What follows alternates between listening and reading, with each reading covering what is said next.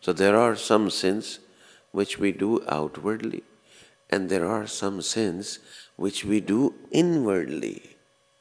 And Allah subhanahu wa ta'ala says in the Quran, وَذَرُوا ظَاهِرَ الْإِسْمِ وَبَاطِنَا.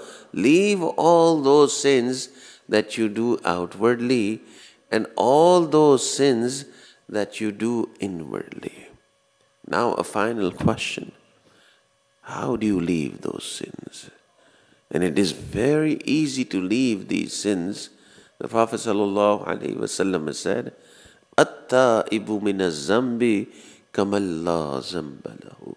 That the one who does tawbah for his sins is like the one who has never committed these sins. So if somebody does tawbah for his sins, no matter his sins are more than the ocean, Allah subhanahu wa ta'ala forgives the sin.